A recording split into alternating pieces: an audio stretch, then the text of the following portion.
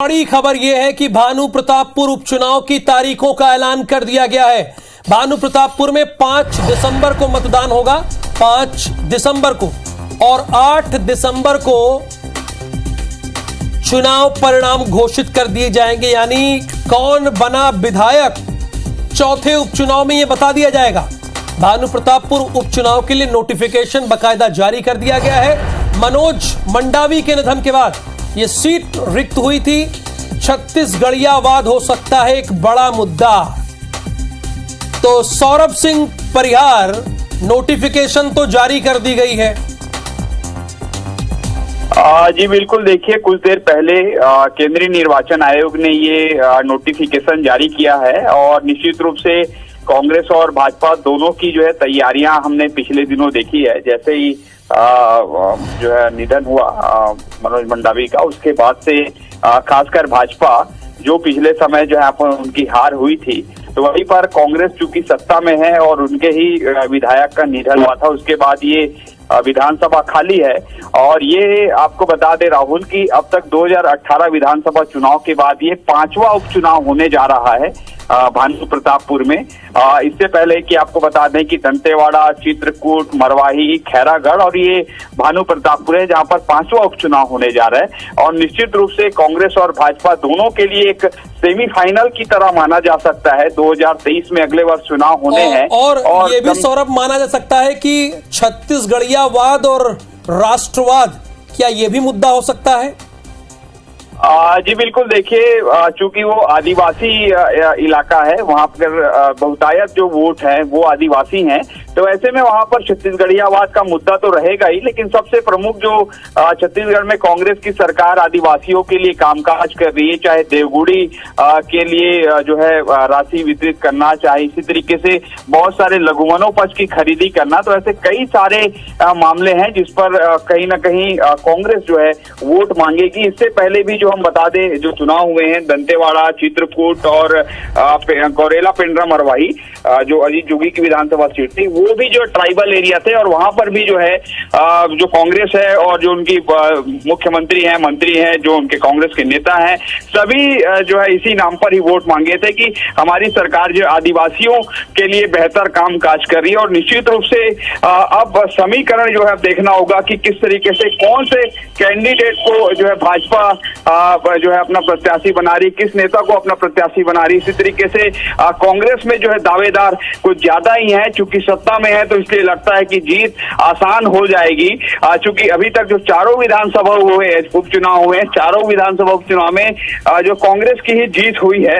निश्चित रूप से ये एक सेमीफाइनल की तरह है 2023 में होने वाले विधानसभा चुनाव से पहले। चलिए सौरभ, आप बने रहिए। अमरजीत चावला जी इस वक्त हमारे साथ हैं कांग्रेस से पक्ष रखने के लिए। अमरजीत जी, तारीखों का ऐलान कर दिया गया है।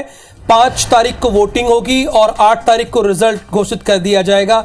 इसके बारे में आपका क्या कहना है सर? जी देखिए, बहुत अच्छी बात है। हालांकि हम दुखी हैं कि ऐसी आकस्मिक घटना घटी जिसकी वजह से हमारे यहाँ उपचुनाव हो रहे हैं, पर निश्चित तौर पे क्षेत्र की जनता का बहुत प्यार है, पूरे आदिवासी भाइयों का प्यार हमारे साथ है। और निश्चित तौर पे जैसे कि पिछले 4 विधानसभा के उपचुनाव में कांग्रेस को जनता का भरपूर आशीर्वाद हमारी सरकार के कार्यों और संगठन के कार्यों पर मिला है, तो निश्चित तौर पे हमारे प्रदेश अध्यक्ष माननीय मोहन मरकाम जी के नेतृत्व में हम माननीय मुख्यमंत्री भूपेश बघेल जी के कार्यों को लेकर जनता के बीच में जाएंगे। और जो लगातार विकास की गंगा हमारे दिवंगत नेता मनोज मंडावी बिल्कुल अपने कार्यों को जनता के बीच लेके जाएंगे। नवीन जी भी हमारे साथ है भारतीय जनता पार्टी के। नवीन जी, यहाँ पर साफ कहना यह है कि अमरजीत चावला जी का कि जैसे 4 उपचुनाव जीते वैसे इस पे भी हमारी पूरी कोशिश रहेगी। देखिए, ये मुंगेरी लाल के हसीन सपना देखना तो कोई गलत बात नहीं है, लेकिन इस समय भारतीय जनता पार्टी और यहाँ की जो प्रदेश की जनता है वो भारतीय जनता पार्टी की ओर आस भरी निगाहों से देख रहे हैं। क्योंकि जिस तरह से कांग्रेस सरकार ने अत्याचार, भ्रष्टाचार और जिस तरह से यहाँ विकास काम को ठप करके रखे हैं, जन कल्याणकारी योजनाओं को ठप करके रखे हैं, उससे यहाँ के आम नागरिक बहुत त्रस्त है। और आने वाला समय में ये जो चुनाव होगा वो इनको आईना दिखाने वाला होगा। ये आईना दिखाने वाला चुनाव होगा अमरजीत भगत जी, अमरजीत चावला जी। देखिए, नवीन जी मेरे परम मित्र हैं, मैं उनकी बात से बिल्कुल सहमत नहीं हूँ। मैं बहुत शालीनता से, हालांकि ये राजनीतिक बात करने का नहीं था, चुनावी नतीजे पर बात करना था, पर मैं सिर्फ इतना कहना चाहूंगा कि हमारे दिवंगत नेता मनोज मंडावी जी ने क्षेत्र में विकास की बहुत बड़ी गंगा बहाई थी, जिसको सतत हमारी भूपेश बघेल जी ने अभी उनके उस कार्यक्रम में गए थे, वहां पर भी उन्होंने बहुत सारी घोषणाएं की। और इन्होंने तो अभी कुछ दिन पहले ही आदिवासी दिवस के दिन अपने आदिवासी प्रदेश अध्यक्ष को हटा दिया। ये उस आदिवासी क्षेत्र में किस मुंह से लेकर जाएंगे जो आदिवासियों के लिए रिजर्व सीट है? ये आदिवासी प्रदेश अध्यक्ष को इन्होंने जो हटाया ना, इसका खामियाजा इनको यहाँ भुगतना पड़ेगा। और भानु प्रतापपुर की हमारी आदिवासी जनता जो लगातार हमारे सरकार के कार्यों को सराह रही है, ये जनता उस बात का माकूल जवाब देगी। और जो रिकॉर्ड मोहन मरकाम जी के नेतृत्व में 4 विधानसभा उपचुनाव जीत के हमने कायम रखा है, वो यहाँ 5वां विधानसभा उपचुनाव भी हम जीतेंगे। ये नवीन जी बिल्कुल नोट कर लें। नवीन जी आपको तो कह रहे हैं कि नोट कर लें, और दूसरी बात कह रहे हैं कि आप किस मुंह से वहां पर जाएंगे, कौन सा मुंह लेकर जाएंगे, ये अमरजीत चावला जी का कहना है। देखिए, मैं ये कह रहा हूँ अमरजीत चावला जी को कि आप 4 साल आपको सत्ता में आए हुआ है, हाँ। उसमें से 2 साल कोविड काल में निकल गया है। आपने तो आज तक हमारे जो स्वीकृत काम है उसी को आगे बढ़ा रहे हैं और उसको भी पूरा नहीं कर पा रहे हैं। आपने तो आज तक कोई स्वीकृति ही नहीं हो पाई है।